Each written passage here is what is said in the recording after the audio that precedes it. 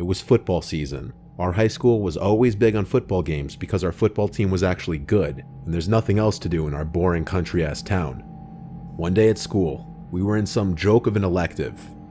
My friend JJ was in this class with me, so we'd always mess around. It was a Friday, and there was a football game later that day, so we planned to go. And JJ, being the sweet talker he's always been, spun his chair around to face these girls Kayla and Ashley and asked them to go to the football game with us. We already knew them well, so it wasn't weird of him to invite them or anything. They seemed down to meet us later, so JJ dropped me off at home after school, and like 4 hours later, he picked me up, and then we picked up Kayla and Ashley. Then we drove to the school back parking lot by the woods. We had some Four Locos in the car, making sure nobody was passing by. Then we poured some more into water bottles to bring to the bleachers with us. We walked over to make sure we got good seats at the top row of the bleachers. Since the game started late, it started getting dark during the third quarter, and by the fourth quarter it was dark.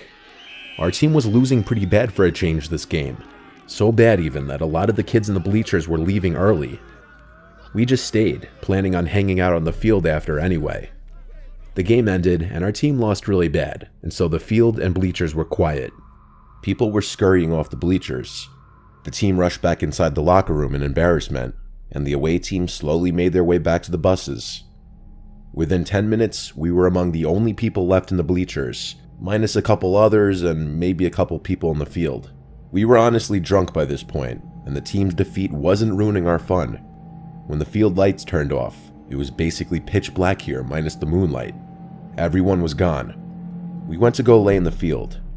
JJ ran to his car to get more alcohol. By now, it was probably 10 o'clock. JJ said let's go in the woods next to the football field.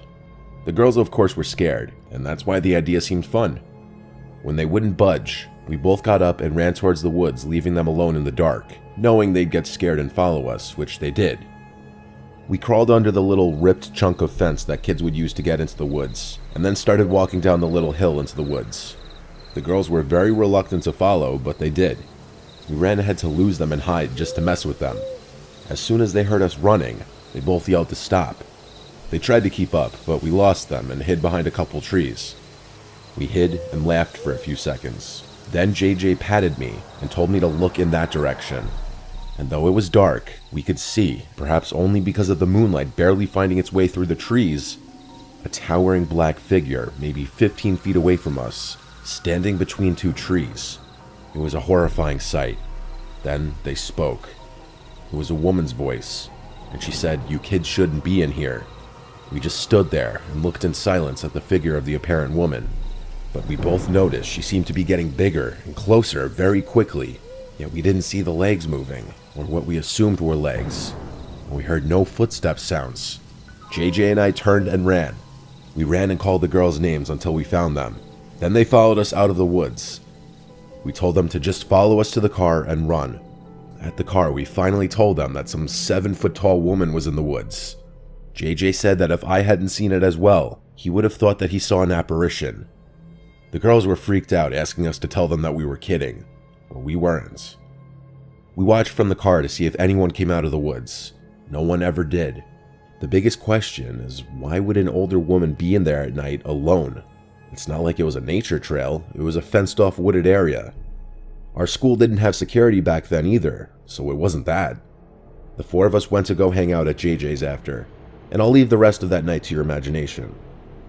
Now we're really fast-forwarding to that summer, when I was working at the school one final time as a summertime custodian, since I got a raise every summer that I'd return.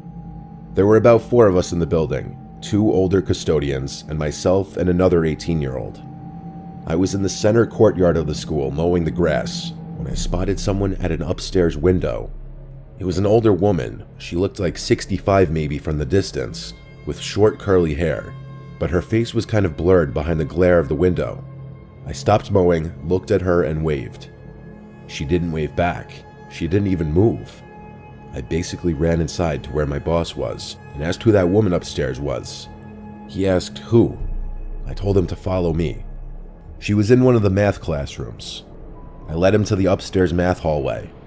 But to my surprise, all the classroom doors were closed and the lights were all off.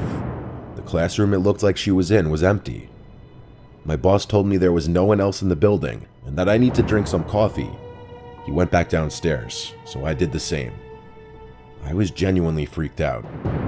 After I finished mowing, I started mopping the upstairs hallways and classrooms.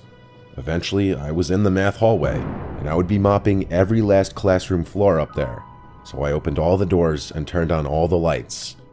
I had my radio on the floor playing music as usual. Over the music, I heard a distinct woman's voice. It said, "Young man." It came from one of the classrooms. I couldn't tell which, but I turned off the music and started checking every nearby classroom, desperately hoping to find someone. Every single classroom was empty. I even checked behind the desks. The hairs on my arms were standing up. I felt a fight or flight response kick in. I bailed to the downstairs and told my boss once again someone's up there. I heard a voice now. He once again went up there with me, and I explained that I couldn't find anyone, but I saw and now heard a woman up here. When we didn't find anyone again, he told me to go home and take the day off and get some sleep. He thought I was crazy. I then put the two incidents together. What if they were connected?